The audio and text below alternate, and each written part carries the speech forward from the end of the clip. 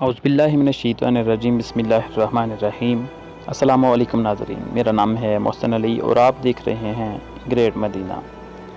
ناظرین اکرام، سیرت نبی صلی اللہ علیہ وآلہ وسلم کے پارٹ 2 میں خوش آمدید۔ ناظرین، اس سیریز میں آج ہم بات کریں گے سیرت مصطفیٰ صلی اللہ علیہ وآلہ وسلم کی، جس کی گواہی قرآن کریم میں خدا تعالیٰ نے خود یوں دی ہے: وَمَا أَرْسَلْنَاكَ إِلَّا رَحْمَةً لِّلْعَالَمِينَ۔ ہم نے آپ کو تمام جہانوں کے لیے رحمت بنا کر بھیجا۔ اور اس کے ساتھ جانیں گے کہ نبی محترم حبیب خدا حضرت محمد مصطفیٰ صلی اللہ علیہ وآلہ وسلم کو خدا تعالیٰ نے قرآن کریم میں اسوہ حسنہ قرار دیا ہے۔ آپ صلی اللہ علیہ وآلہ وسلم کے اخلاق مبارک اور آپ صلی اللہ علیہ وآلہ وسلم کے ان احکام کو جو امن و سلامتی کے لیے امت کو تلقین کی، یہ سب جانیں گے ہم آج کی اس ویڈیو میں۔ تو ویڈیو کو اینڈ تک دیکھیں، اس میں ہم نے آپ کو انتہائی قیمتی معلومات فراہم کی ہیں۔ ناظرین محترم، آپ صلی اللہ علیہ وآلہ وسلم کو اسوہ حسنہ قرار دینے کی ایک بڑی وجہ یہ بھی ہے کہ آپ صلی اللہ علیہ وآلہ وسلم پر زندگی میں ہر قسم کے حالات آئے۔ یہ بدلتے ہوئے حالات آپ کے مختلف اخلاق کو ظاہر کرتے رہے۔ اس طرح آپ صلی اللہ علیہ وآلہ وسلم نے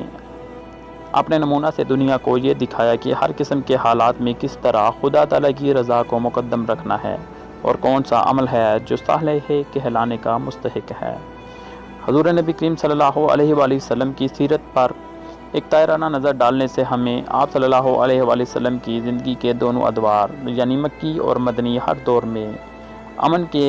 قیام کی کوشش اور اس کی طرف دنیا کو دعوت دینا دکھائی دیتا ہے۔ مکی زندگی میں جب آپ صلی اللہ علیہ وآلہ وسلم اور آپ صلی اللہ علیہ وآلہ وسلم کے ساتھیوں پر طرح طرح کے مظالم ڈائے گئے تو آپ صلی اللہ علیہ وآلہ وسلم نے معاشرہ کے امن کو قائم رکھنا ضروری سمجھا اور ہر قسم کی بغاوت سے منع فرمایا۔ اس قسم کا ایک واقعہ تاریخ میں ہمیں یوں ملتا ہے جب آپ صلی اللہ علیہ وآلہ وسلم کا ایک مخلص خاندان کے 3 افراد حضرت یاسر، حضرت سمیہ اور حضرت عمار رضوان اللہ علیہم اجمعین کے پاس سے اس وقت گزر ہوا جب کفار نے ان پر ظلموں کی انتہا کی ہوئی تھی۔ تب آپ صلی اللہ علیہ وآلہ وسلم نے ان الفاظ میں ان کی نصیحت اور بشارت دی: اے آل یاسر، صبر کا دامن نہ چھوڑنا، خدا نے تمہاری انہی تکلیفوں کے بدلے میں تمہارے لیے جنت تیار کر رکھی ہے۔ ایک روایت میں آتا ہے کہ ایک مرتبہ نبی کریم صلی اللہ علیہ وآلہ وسلم خانہ کعبہ کے پاس ٹیک لگائے بیٹھے ہوئے تھے کہ حضرت حباب بن الارت رضی اللہ تعالیٰ عنہ بعض دیگر صحابہ کے ساتھ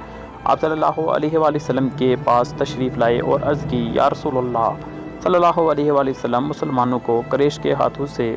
اتنی تکالیفیں پہنچ رہی ہیں، آپ صلی اللہ علیہ وآلہ وسلم ان کے لیے بد دعا کیوں نہیں کرتے؟ یہ الفاظ سنتے ہی آپ صلی اللہ علیہ وآلہ وسلم اٹھ کر بیٹھ گئے اور آپ صلی اللہ علیہ وآلہ وسلم کا چہرہ مبارک سرخ ہو گیا اور فرمایا: دیکھو، تم سے پہلے وہ لوگ گزرے ہیں جن کا گوشت لوہے کے کانٹوں سے نوچ نوچ کر ہڈیوں تک صاف کر دیا گیا، مگر وہ اپنے دین سے نہیں پھرے، اور وہ لوگ بھی گزرے ہیں جن کے سروں پر آرے چلا کر ان کو 2 ٹکڑے کر دیا گیا،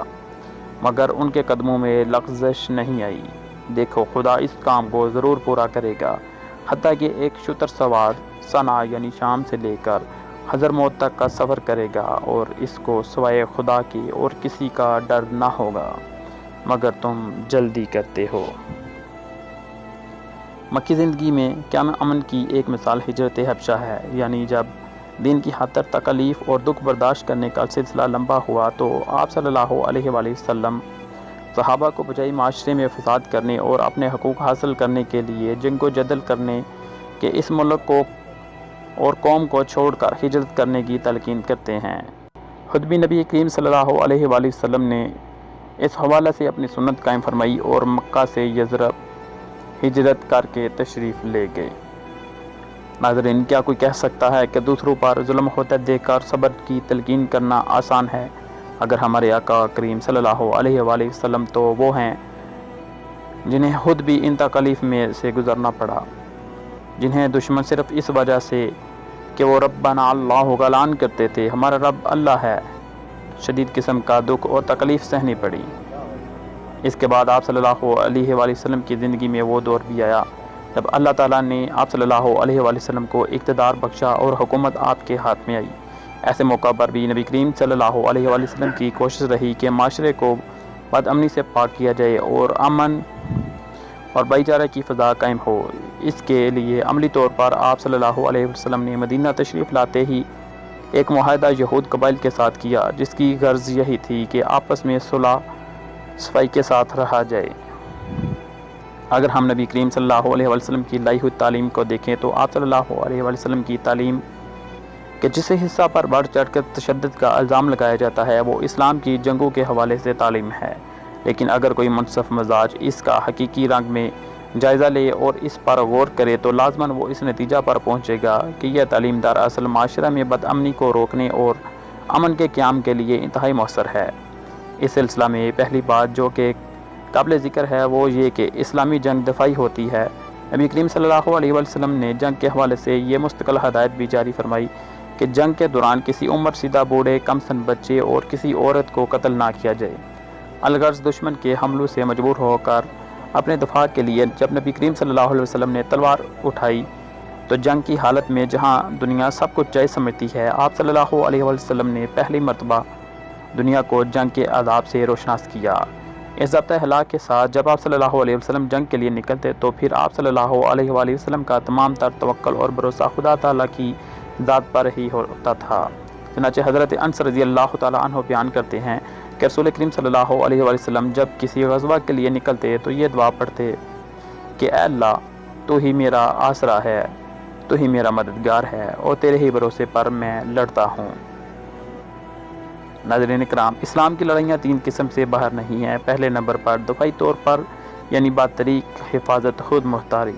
دوسرے نمبر پر بطور سزا یعنی خون کے عوض میں خون، اور تیسرے نمبر پر بطور آزادی قائم کرنے کے یعنی بغرض مزاحموں کی قوت توڑنے کے جو مسلمان ہونے پر قتل کرتے تھے۔ ناظرین، بے شک ہمارے آقا مولا نبی کریم صلی اللہ علیہ وسلم نے جنگ کے ہمیں ایسے اصول سکھائے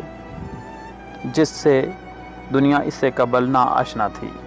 آپ صلی اللہ علیہ وسلم معاشرے میں امن کی فضا قائم کرنے کے لیے بلا امتیاز رنگ و نسل اور مذہب و ملت خدمت حلق کرتے رہے۔ آپ صلی اللہ علیہ وسلم کا ایک غیر مسلم بوڑھی عورت کا بوجھ اٹھانے والا واقعہ سیرت رسول صلی اللہ علیہ وسلم کے معروف واقعات میں سے ہے۔ اسی طرح آپ صلی اللہ علیہ وسلم نے باہمی الفت و محبت کو بڑھانے کے لیے بیمار کی عیادت کرنے کا حکم دیا۔ اس کو آپ صلی اللہ علیہ وسلم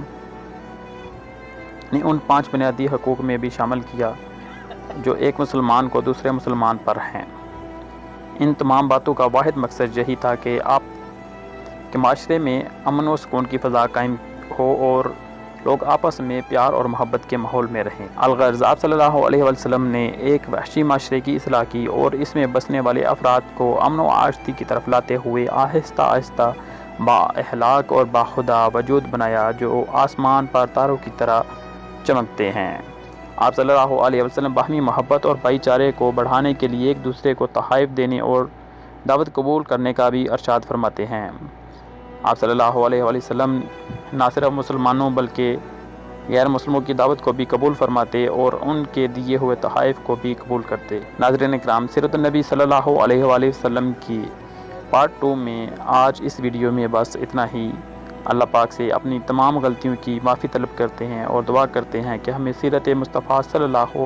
علیہ وسلم پر عمل پیرا ہونے کی توفیق عطا فرمائے۔